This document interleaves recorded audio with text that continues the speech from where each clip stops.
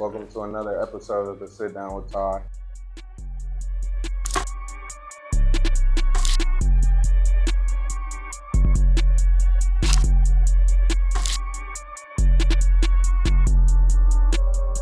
Today I'm here with Coach Savage. He's a fitness coach, football coach, and a semi-pro player. How you doing today, man? I'm doing good. What about you? I'm good. So tell me how you got started, with being involved in training and being a football coach. Oh, shoot. So when it comes to training, I've been working pretty much my entire life. So since I was a kid, it was just something that I always did and that I love to do. As I got older, I realized that, I could really do something with working out. Right. So it got to the point where I'm already, after high school and all this stuff, I'm already working out just to keep myself in shape. But then other people started to notice and they just wanted to kind of work out with me. Okay. So it more so started off with them just wanting to work out with me. And then it got to the point where it's like, all right, there's so many people, it's time for me to start do something with that. Yeah. Okay. Yourself, how do you stay motivated and stay focused to keep pushing and keep doing what you're doing?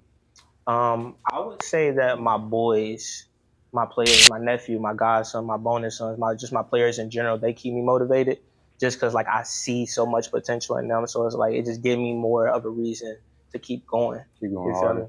me? Yeah. So you told me that you play semi-pro. Mm-hmm. What made you get into semi-pro? So after college, I went to college for a year, and then I was taking some time off, and I didn't want to just get away from football because I've been playing football for 10 years straight. Yeah. So it's I had a friend who had told me I know you're taking a year off from college, you can still kind of get your work in with just doing semi-pro. So he's like, and I never knew about semi-pro a day in my life. Right. And he just told me to when the next practice was, he was like, just show up. I already had shoulder pads and helmet. So really, I was good to go. Yeah. I showed up and I did what I do best. Okay, so what made you get into coaching and coaching specifically youth? What made you get into that? So with that was actually real crazy. I'm not even gonna lie. It started with one of my close friends. I played semi-pro ball with him. So right. He was a coach for Hilltop, and he had told me just kind of my style of playing all that different type of stuff, just my personality. He was telling me how I should come coach with him. And at first, I'm looking I play ball. It ain't my coaching time yet. And so I kind of was hesitating. I was like, I might show up, But he was like, nah, just pull up to a practice. And so eventually, one day I actually did pull up to a practice. It was back in 2021. Right. And when I went to one practice and then I just fell in love. It introduced me to a different side of the game because I done played my entire life. I done been to football games, but then actually coaching and giving back to the youth is it was major for me once I got into it. All right. And how far do you plan to go with it? With coaching or with football? Coaching, football in general. So when it comes to coaching, really as far as I could. I with my boys that I got right now, I love my group, and then there's a couple other different age groups that I'm really close with as well. So I just want to be able to see them develop as players. I want to see the whole process. Exactly, see the growth because with all the boys that I directly be around, I've been with them since they were 5 years old.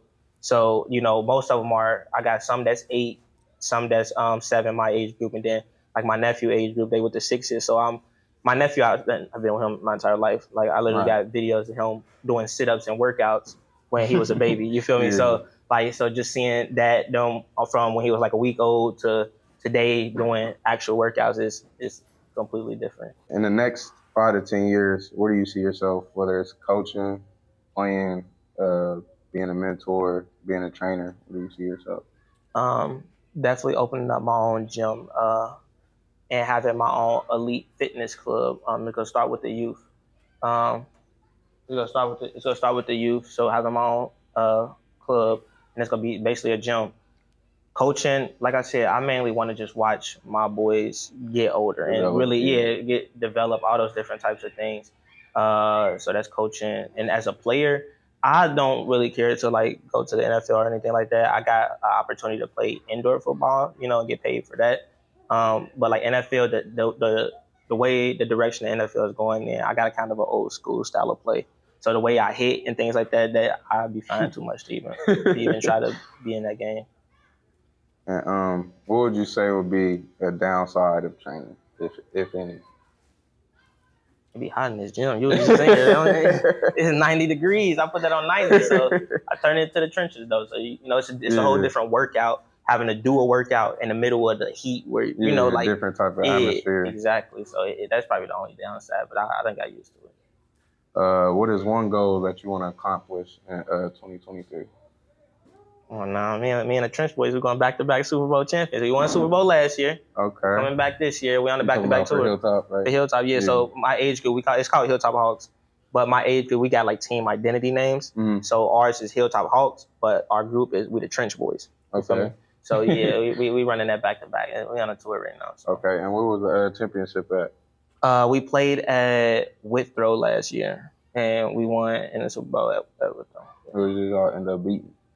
Team called Trojan Black. Can't mess with us. You can't mess with us. Somebody you want to train or work with? What do I want to train or work with? And nobody specific. Like I'm down to train and work with whoever. As long as you got like the effort and you go put in the work, I would train with literally whoever. It ain't nobody special. So somebody who wants to like be a trainer or like a fitness coach, what would be some positive things that you would say to them to like kind of, embrace them? And if they're trying to follow your steps, how would you give them some words of encouragement? I would just say, make sure you understand the human body, understand like the workouts that work and the workouts that like don't. It's important to know like the form, things like that. So really knowing your stuff, you can't just go in there and just tell somebody to do push-ups, pull-ups, sit-up, and think you about to be a personal trainer. It's like people want to work on different parts of their body, so you got to be able to tend to whatever they need. So just knowing your stuff, you feel me? And then I see like you work with kind of some adults. How is it working with the difference between working with adults and kids? I mean, my kids work harder.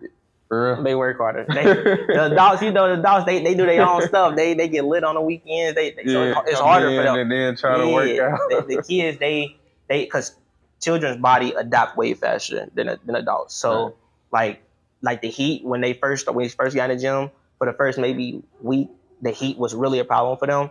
But they got adjusted to that literally after the first week. With adults, this go take them a couple weeks, three, probably a month before they truly adjusted to being able to be in the heat. So, yeah. And then, how dedicated to you are you on your own workout? Like on your workout time, how often do you get to get in the gym? I work out 3 to 4 times a day right now. So, like today, I only had to do 3 workouts. When I'm training people, I'm working out with them. Like, so if me and you working out. I mean, if I'm training you, like whatever you're doing, I'm gonna do it with you. So you just know that I know your pain. So you know how sometimes you like, man, you want me to do another set, but you don't understand it. Like, nah, I literally just did that too. Yeah, like I'm down there with you. So, and plus I've been working out for so long that working out once a day was not doing nothing for my body. Like it was, I would see changes maybe once every 6-7 months.